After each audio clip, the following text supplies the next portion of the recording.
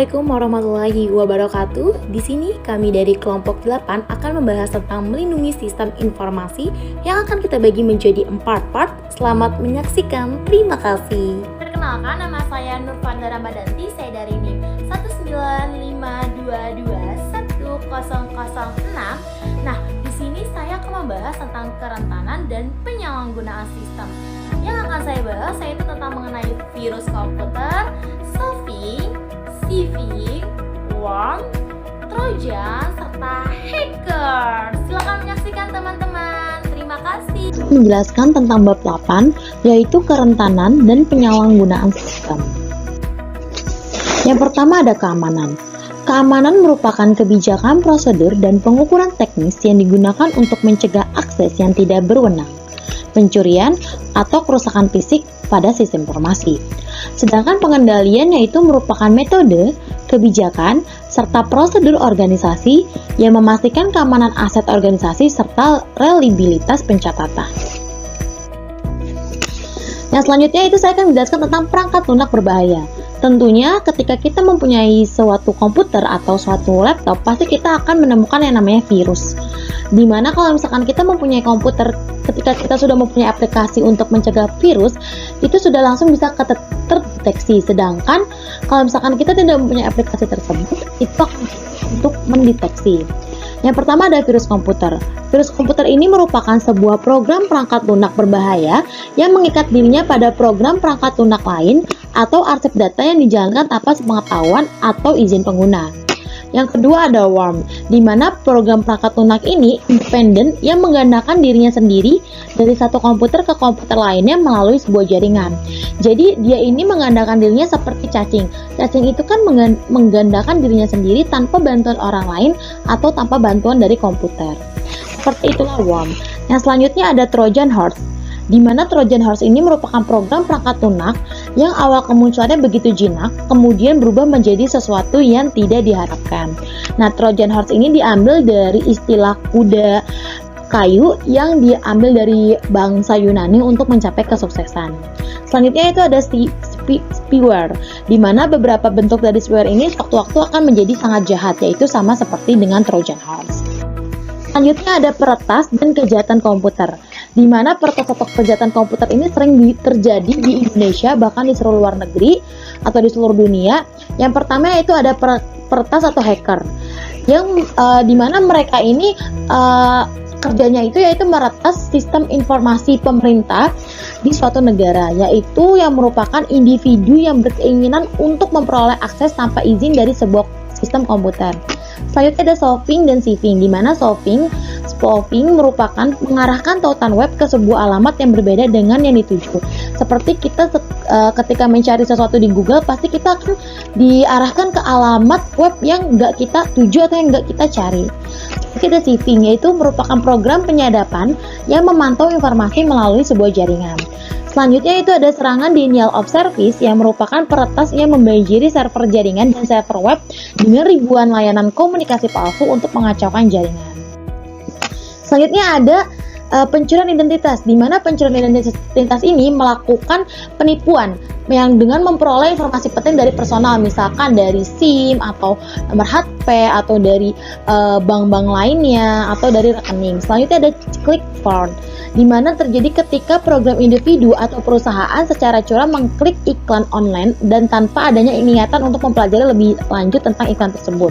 Selanjutnya itu ada cyber terorisme atau cyberware, di mana kegiatan ini merupakan disponsori oleh negara yang dirancang untuk melumpuhkan dan mengalahkan negara lain dengan melakukan penetrasi pada komputer. Jadi, cyber terorisme itu cyberware ini sengaja dibuat oleh suatu negara untuk melumpuhkan negara lain.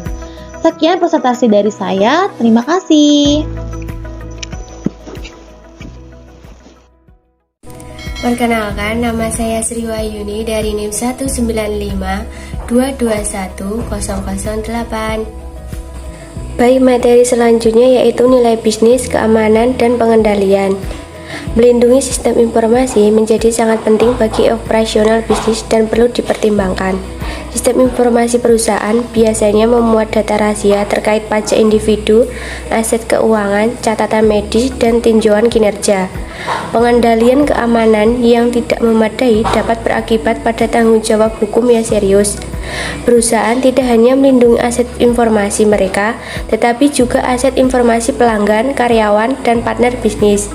Organisasi dapat dimintai pertanggungjawaban atas risiko dan kerugian akibat kegagalan dalam pelindungan privasi. Persyaratan hukum dan peraturan manajemen arsip elektronik. Contohnya dalam industri pelayanan kesehatan, undang-undang yang mengatur yaitu Undang-Undang Probabilitas dan Akuntabilitas Asuransi Kesehatan.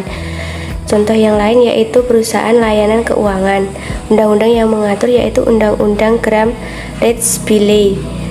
Dan contoh selanjutnya yaitu dalam perusahaan publik, undang-undang yang mengatur yaitu Undang-Undang Sarbanes-Oxley. Barang bukti elektronik dan komputer forensik.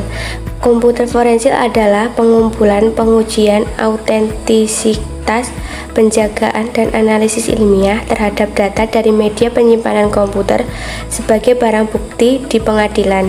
Contohnya penyimpanan portable CD, perangkat hard disk komputer. Sedangkan barang bukti elektronik dapat ditemukan pada media penyimpanan komputer dalam bentuk arsip komputer dan sebagai data yang tidak terlihat oleh pengguna pada umumnya. Kesadaran komputer forensik harus dimasukkan ke dalam proses perencanaan darurat perusahaan, CEO, spesialis keamanan, staf informasi perusahaan, dan penasehat hukum perusahaan. Berikut permasalahan pada komputer forensik. 1. Yaitu pemulihan data dari komputer sambil menjaga keutuhan barang bukti.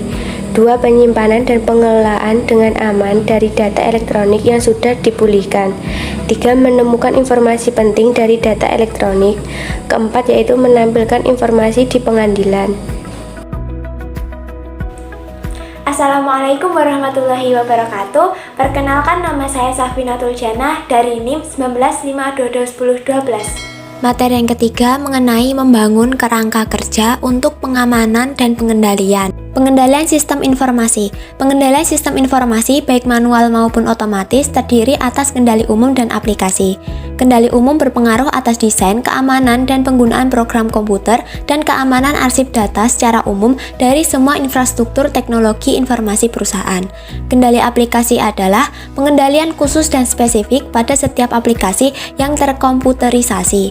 Kendali ini dapat dikelompokkan menjadi 3. Yang pertama, kendali input memeriksa keakuratan dan kelengkapan data yang akan dimasukkan ke dalam sistem. Yang kedua, kendali pemrosesan meliputi penetapan data yang utuh dan akurat selama pemutakhiran dilakukan. Yang ketiga, kendali output memastikan bahwa hasil dari pemrosesan komputer akurat, utuh, dan dapat didistribusikan dengan benar. Penilaian risiko. Penilaian risiko membantu menjawab pertanyaan dan memutuskan serangkaian pengendalian yang paling efektif dari sisi biaya untuk melindungi aset perusahaan. Penilaian risiko menentukan keadaan tingkatan risiko perusahaan jika sebuah tindakan atau proses yang spesifik tidak dapat dikendalikan sebagaimana mestinya. Tidak semua risiko dapat diantisipasi dan diukur, tetapi sebagian besar bisnis dapat memperoleh beberapa pemahaman seputar risiko yang dihadapi. Manajer bisnis yang bekerja dengan spesialis sistem informasi sebaiknya mencoba untuk menentukan nilai dari aset informasi, titik-titik kerentanan, dan frekuensi kemungkinan terjadinya permasalahan dan potensi kerusakan. Kebijakan keamanan. Kebijakan keamanan terdiri atas pernyataan peringkat risiko informasi, mengidentifikasi tujuan keamanan yang dapat diterima, dan mengidentifikasi mekanisme untuk mencapai tujuan tersebut. Kebijakan keamanan mendorong kebijakan lainnya dalam menentukan penggunaan sumber daya informasi perusahaan yang dapat diterima dan siapa saja anggota perusahaan yang memperoleh akses kepada aset informasi. Kebijakan keamanan juga mencakup penetapan manajemen identitas. Manajemen identitas terdiri atas proses bisnis dan peralatan perangkat lunak untuk mengidentifikasi pengguna yang sah pada sistem dan mengendalikan akses mereka terhadap sumber daya sistem. Perencanaan pemulihan bencana dan perencanaan kesinambungan bisnis. Perencanaan pemulihan bencana adalah sebuah alat merancang rencana untuk merestorasi komputasi dan layanan komunikasi setelah perusahaan mengalami gangguan. Perencanaan ini memiliki fokus utama pada masalah teknis dalam hal menjaga dan membuat sistem tetap berjalan. Perencanaan kesinambungan bisnis mengidentifikasikan proses bisnis yang utama dan menetapkan rencana tindakan untuk mengendalikan fungsi-fungsi penting saat sistem tidak bekerja. Perencanaan ini memiliki fokus pada bagaimana perusahaan mengembalikan operasional bisnis setelah terjadi bencana. Peran auditing. Audit sistem informasi manajemen memeriksa lingkungan keamanan keseluruhan perusahaan sebagaimana mengendalikan pengaturan sistem informasi individu. Auditor sebaiknya menelusuri aliran beberapa transaksi pada sistem dan melakukan pengujian menggunakan jika sesuai perangkat audit otomatis. Audit SIM juga memeriksa kualitas data. Audit keamanan meninjau teknologi, prosedur, dokumentasi, pelatihan, dan personel.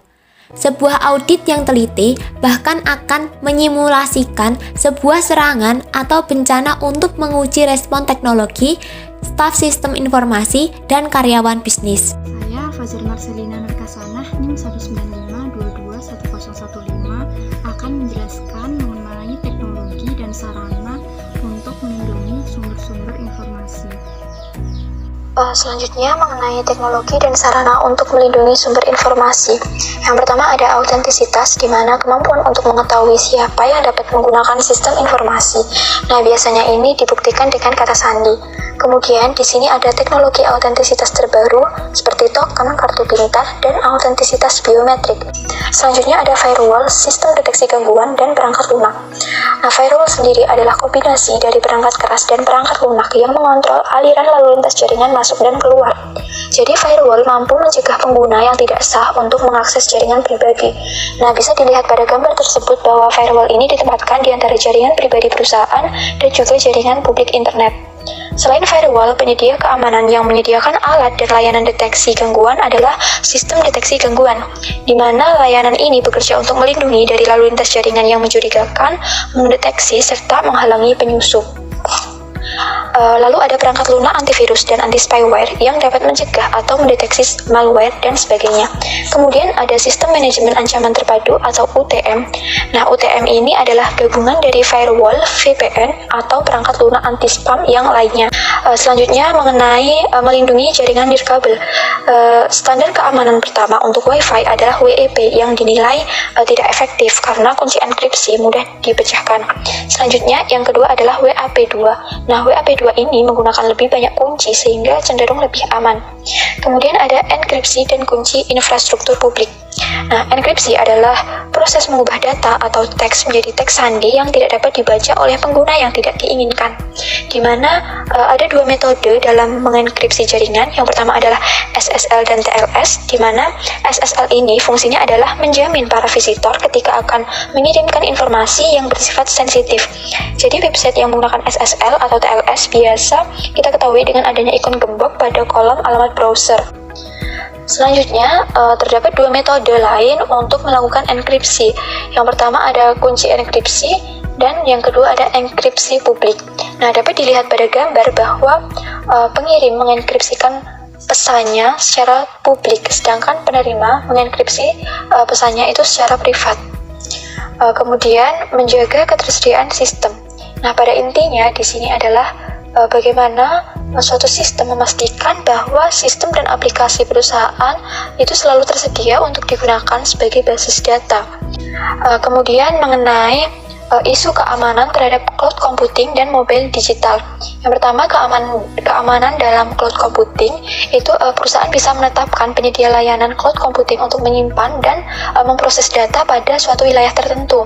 Sedangkan untuk mengamankan platform mobile, itu perusahaan jika memungkinkan dapat mengenkripsi komunikasi dan disarankan untuk menggunakan kata sandi. Selanjutnya, yang terakhir adalah menjaga kualitas perangkat lunak. Itu dapat dilakukan dengan menggunakan sistem komputer yang toleran terhadap kesalahan atau menciptakan lingkungan komputasi dengan ketersediaan tinggi untuk memastikan bahwa sistem itu benar-benar tersedia.